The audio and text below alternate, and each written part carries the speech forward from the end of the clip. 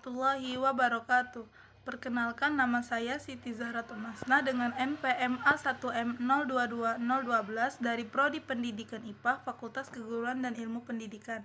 Di sini saya akan mempresentasikan materi filsafat pendidikan, yaitu bab kelima yang berjudul ontologi, epistemologi, dan aksiologi.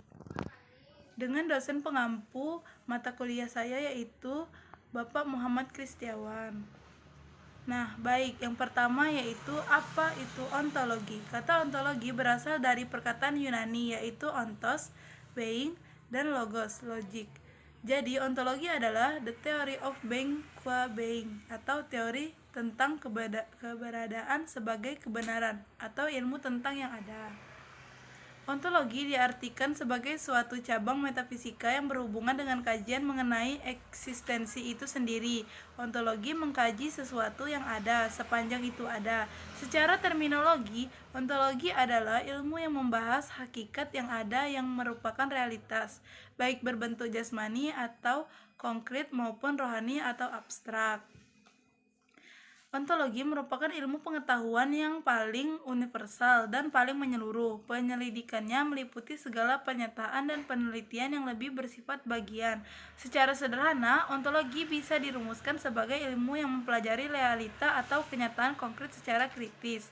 Beberapa aliran dalam ontologi yakni realisme, naturalisme, dan empirisme. Istilah-istilah terpenting yang terkait dengan ontologi adalah: yang pertama, yang ada atau being; yang kedua, kenyataan atau realitas atau reality; yang ketiga, eksistensi; yang keempat, esensi; yang kelima, substansi; yang keenam, perubahan; yang ketujuh, tunggal; dan yang kedelapan, jamak. Apa itu epistemologi? Pengertiannya secara etimologi, epistemologi berasal dari dua suku kata, yaitu dari Yunani, yakni epistem, yang berarti pengetahuan, dan logos, yang berarti disiplin atau teori. Dalam Kamus Webster disebutkan bahwa epistemologi merupakan teori ilmu pengetahuan atau sains yang melakukan investigasi mengenai asal-usul, dasar, metode, dan batas-batas ilmu pengetahuan. Yang kedua, metode epistemologi. Yang pertama, metode induktif. Metode induktif adalah suatu metode yang menyimpulkan pernyataan-pernyataan hasil observasi dalam suatu pernyataan yang lebih umum. Misalnya dalam melihat suatu bertolak dari pernyataan tunggal sampai pada yang universal. Metode yang kedua yaitu dedukatif. Adalah metode yang menyimpulkan bahwa data-data empiris diolah lebih lanjut dalam suatu sistem pernyataan yang runtut. Metode yang ketiga, positivisme, yang dipelopori oleh Auguste Comte pada tahun 1798 sampai 1857. Metode ini berpangkal dari apa yang diketahui, faktual, dan positif.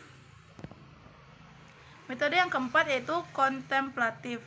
Ialah pengetahuan yang diperoleh lewat intuisi. Ini bisa diperoleh dengan cara berkompletasi sebagai yang dilakukan oleh Al-Ghazali. Metode yang kelima yaitu dialektis. Ialah terhadap logika yang mengajarkan kaidah-kaidah dan metode-metode penuturan, juga analisa sistematis tentang ide-ide untuk mencapai apa yang terkandung dalam pandangan. Yang ketiga yaitu apa itu aksiologi. Menurut Jujun S. dalam bukunya Filsafat Ilmu mendefinisikan aksiologi dalam dua tahap, yaitu tahap pertama, ilmu yang otonom, terbebas dari segenap nilai yang bersifat dogmatik atau bebas nilai, sehingga dengan leluasa ilmu yang dapat mengembangkan dirinya atau fungsi internal. Tahap kedua, yaitu ilmu juga bertujuan memanipulasi faktor-faktor yang terkait dalam gejala tersebut untuk mengontrol dan mengarahkan proses yang terjadi. Sekian dari saya, materi bab 5. Apabila ada salah kata, saya mohon maaf. Kepada Allah saya mohon ampun. Sekian dari saya. Wassalamualaikum warahmatullahi wabarakatuh.